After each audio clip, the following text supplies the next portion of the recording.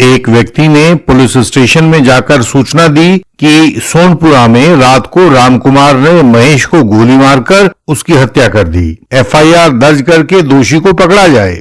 लेकिन एसएचओ ने एक हवलदार को मौके पर भेजा। उसने लाश को देखा। रामकुमार जो गोली मारने वाला था उसको काबू किया, लोगों के बयान रिकॉर्ड किए, मौके पर पड़े हुए खाली कारतूस को बरामद किया, को उठाकर जेब में डाला। घायल सतवीर को प्राथमिक हेल्थ सेंटर पर ले गया और थाने में लौटकर एसएचओ को सारा हाल बयान किया। संतुष्ट होकर एसएचओ ने एफआईआर दर्ज करवा दी और एसआई रामनाथ को आईओ नियुक्त किया और उसको कहा कि आप मौके पर जाइए। एसआई रामनाथ ने मौके पर जाकर कागजात बनाए। कौन से कागजात बनाए? सबसे पहले घटना की तहरीर, उस पर रुक्का, कायमी मुकदमा, नकल रपट, चिक रपट, मौका मुआयना, गिरफ्तारी मुलजिम, तामीर नक्शा मौका वारदात की जब्ती, पंचनामा, बयान पंचान, जब्त शुदा आला वारदात का पुलिंदा बनाया जाना, सब पुलिंदा को कब्जा पुलिस में लिया जाकर जमा मालखाना करवाना, मालखाना से पुलिंदा को लेकर एफएसएल या दीगर मुकामात तक पहुंचाना वगैरह। ये सारे काम उस आईओ ने किए। इसके बाद अगले दिन या उसी दिन भी जरूरी गवाहों के बयान 161 में दर्ज कर लिए।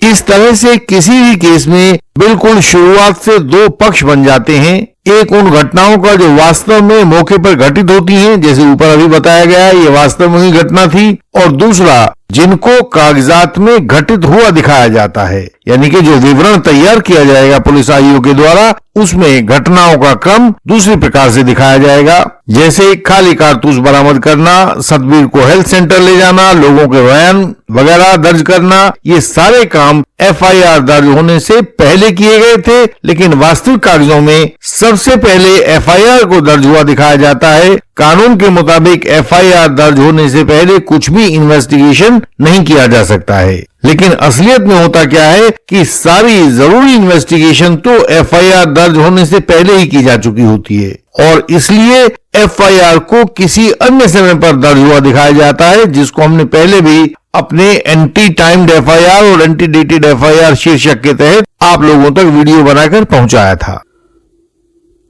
रेप का केस हो, लूटपाट का केस हो, डाका पड़ने का केस हो, मारपिटाई का केस हो, जब लगभग सारी शुरुआती इन्वेस्टिगेशन मुकम्मल हो जाती है तो केस उसके बाद दर्ज किया जाता है। इससे वास्तविक घटनाओं और कागजों में दर्ज घटनाओं के बीच में एक अंतर पैदा हो जाता है। ऐसा भी होता है कि भ्रष्टाचारी पुलिस वाले प्रभावशाली लोगों के प्रभाव में आकर किसी पीड़ित की शिकायत को लेकर उसे दबाकर बैठ जाएं, और इसी बीच जो भी एविडेंस उपलब्ध था वह अपराधी उस एविडेंस को गायब कर दे। शुरुआती रूप से कानून ने पुलिस को प्रिलिमिनरी इंक्वायरी करने की शक्ति दी हुई थी। अंग्रेजों के समय बने सब पुलिस रूल्स में पुलिस के पास यह शक्ति होती थी। लेकिन 1973 में जब नया सीआरपीसी बना तो उसके आने के बाद कानूनी स्थिति बदल गई थी। यह बात सुप्रीम कोर्ट ने सबसे पहले state of Haryana versus Chaudhary Bhajanlal 1992 AIR supreme court 604 में उठाई थी। इस केस में सुप्रीम कोर्ट ने कहा था कि वर्तमान सीआरपीसी 1973 में केवल दो तरह के अपराध वर्णित हैं, कॉग्निजेबल ऑफेंस और नॉन कॉग्निजेबल ऑफेंस। दोनों में इन्वेस्टिगेशन का तरीका कानून के तहत ही परिभाषित किया गया है। कोई तीसरी तरह का अपराध वर्तमान कानून में नहीं देखा जाता है, इसलिए कोई तीसरे प्रकार की इन्वेस्टिगेशन भी संभव नहीं है। हमारी हर सहायता मेंबर्स के लिए ही उपलब्ध होती है।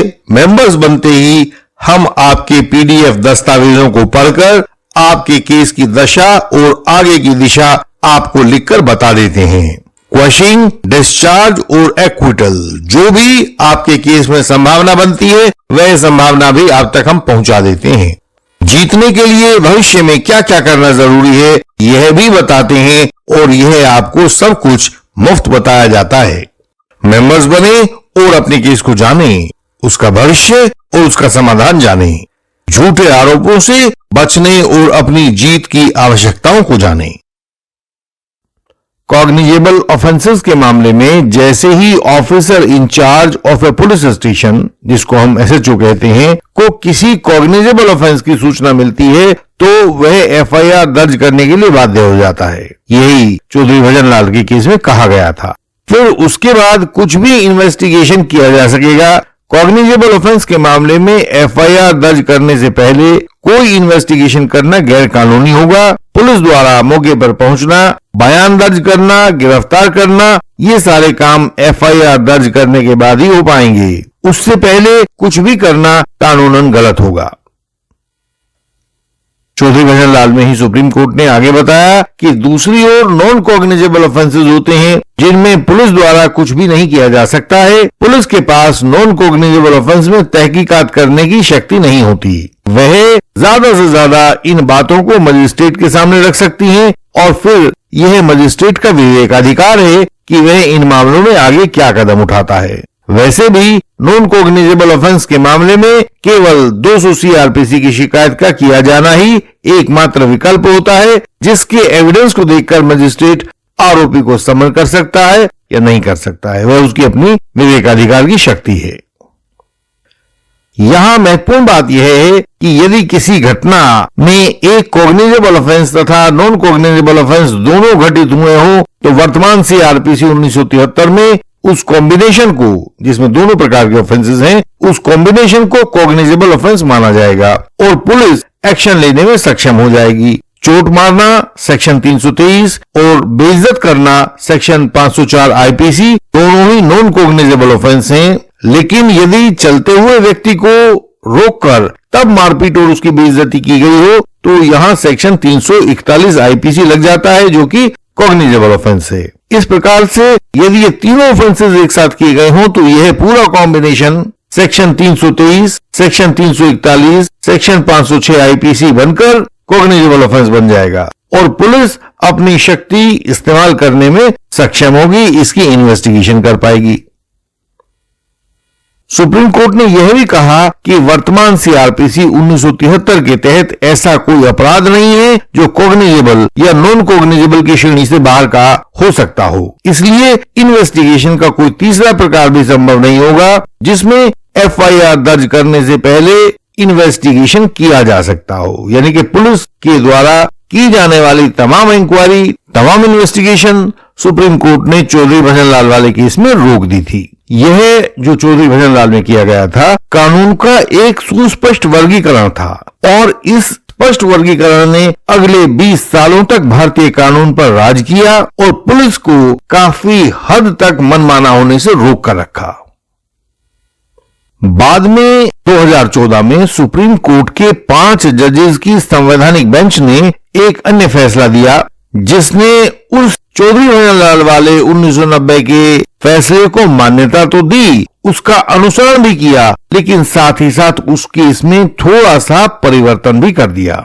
इस नए केस ने जो 2014 में तय किया गया था, इसने भजन लाल वाले केस के जो कानूनी दृढ़ता थी उसमें थोड़ी लचक पैदा कर दी और यह 2014 में आने वाला नया केस था Lalita Kumari versus government of Uttar Pradesh 2014 2 SCC 1। जैसा कि आपने देखा कि यह एक संवैधानिक बेंच का निर्णय था, अतः यह कानून अन्य सब बेंचेस पर, चाहे वह 2 जजेस की हो, 3 जजेस की हो, उन सब पर यह बाध्यकारी होगा और सभी हाई कोर्ट्स और लोअर कोर्ट्स और डिस्ट्रिक्ट कोर्ट्स पर तो बाध्यकारी होगा ही होगा। अब केवल कोई 7 जजेस का बेंच ही इस निर्णय में परिवर्तन कर सकेगा। ललिता कुमारी वाले केस में एक तो चौधरी भजन लाल वाले फैसले को पूरी मान्यता दी गई, उसकी सार्थकता का अनुसरण किया गया, बस उसमें एक छोटा सा स्थान बना दिया गया जहां पर कुछ मामूली सी जगह पुलिस इंक्वायरी के लिए बनाई गई थी। इस ललिता कुमारी वाले केस में सुप्रीम कोर्ट का निर्देश था, पहला, कि यदि पुलिस को दी गई सूचना में किसी कॉग्निजेबल ऑफेंस की सूचना है तो पुलिस को सेक्शन 154 सीआरपीसी में एफआईआर दर्ज करना बाध्यकारी होगा, उसे दर्ज करनी ही होगी। जैसे कॉग्निजेबल ऑफेंस की सूचना पुलिस को मिली, एफआईआर दर्ज कीजिए। यहां आगे बढ़ने से पहले एक छोटी सी बात याद दिलवा देते हैं कि सेक्शन 2C सीआरपीसी के मुताबिक जिन अपराधों में मृत्युदंड, आजीवन कारावास या 3 वर्ष से अधिक की सजा का प्रावधान होता है उन्हें कॉग्निजेबल ऑफेंस कहते हैं और बाकी जो दूसरे होते हैं बचे हुए, वे शेष कम गंभीरता वाले केसेस होते हैं, उनको नॉन कॉग्निजेबल ऑफेंस कहते हैं। सुप्रीम कोर्ट ने आगे दूसरी बात बताई कहा कि यदि पुलिस को दी गई सूचना से किसी कॉग्निजेबल ऑफेंस का होना पता नहीं लग पा रहा है तो पुलिस द्वारा एक छोटी मोटी इंक्वायरी की जा सकती है कि कोई कॉग्निजेबल ऑफेंस तो नहीं हुआ है, और यदि हुआ है, ये तीसरी बात आ गई, और यदि इस छोटी मोटी इंक्वायरी के बाद पता लगता है कि कॉग्निजेबल ऑफेंस हुआ था तो पुलिस के लिए फिर तत्काल एफआईआर दर्ज करके आगे की कार्रवाई की जाएगी। बिना एफआईआर दर्ज किए हुए कोई भी कार्रवाई नहीं की जा सकेगी।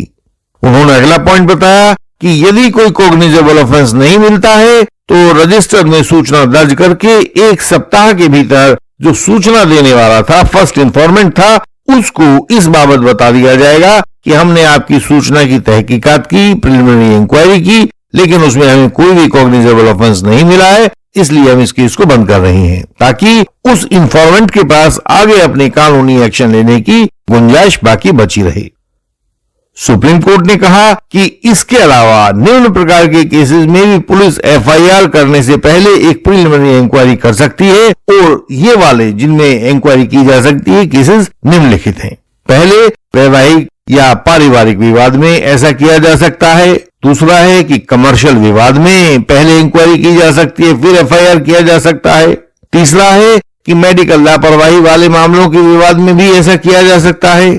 चौथा पॉइंट है कि जहां पर घूसखोरी का आरोप हो वहां पर भी पुलिस पहले एक प्रिलिमिनरी इंक्वायरी कर सकती है और उसके बाद आगे बढ़ सकती है। इसके बाद सुप्रीम कोर्ट ने फॉल्स इम्प्लीकेशन के बारे में भी थोड़ा सा कहा कि जिन मामलों में घटना घटित होने और उसकी रिपोर्टिंग होने में असाधारण रूप से विलंब किया गया हो, वहां भी एफआईआर दर्ज करने से पहले एक छोटी सी पुलिस इंक्वायरी या प्रिलिमिनरी इंक्वायरी की जा सकेगी। आगे सुप्रीम कोर्ट ने स्पष्ट किया कि यह लिस्ट जिन जिन केसेस में हम प्रिलिमिनरी या पुलिस इंक्वायरी कर सकते हैं अपने आप में कंप्लीट नहीं है, उदाहरण स्वरूप है। अतः ऐसे अन्य मामले भी संभव हैं जिनमें पहले इंक्वायरी की जा सकती हो और फिर उसके बाद जैसे ही हमें कॉग्निजेबल ऑफेंस का घटित होना पाया जाता है उसमें एफआईआर दर्ज की जाए।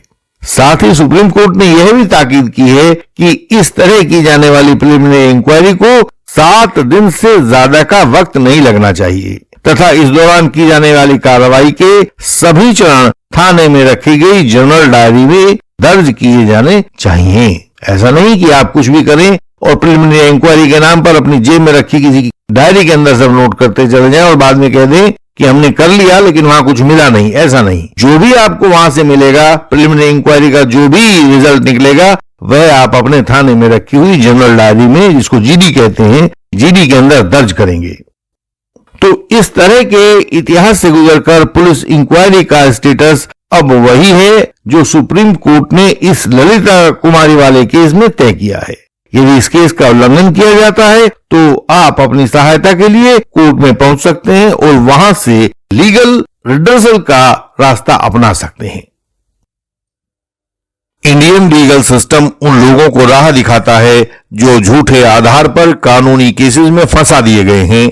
हम उन लोगों के केस पढ़कर समाधान समझाते हैं। कोई कानूनी अड़चन हो तो इंटेंसिव कंसल्टेशन के द्वारा उसको हल करते हैं। क्वॉशिंग और डिस्चार्ज के बारे में सही कानूनी स्थिति बताते हैं ताकि आपका समय और संसाधन नष्ट ना हो। आवश्यक होने पर हमारा अपराजेय क्रॉस एग्जामिनेशन तो होता ही है। कोई झूठा गवाह आपको अब परेशान न कर पाएगा।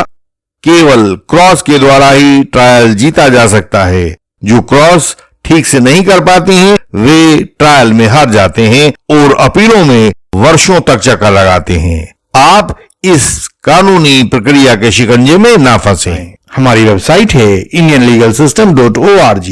इस पर सभी महत्वपूर्ण जानकारियां आपकी सरल भाषा में दी गई हैं। उन्हें पढ़ें और सीखें। आपका ज्ञान आपका हथियार है। इस चैनल की हर एक वीडियो में फॉल्स एलिगेशन से बचाव की युक्ति दी गई है, उसे देखें, वह आपकी सहायता करेगी। इस चैनल को लाइक करें, शेयर करें और सब्सक्राइब करें।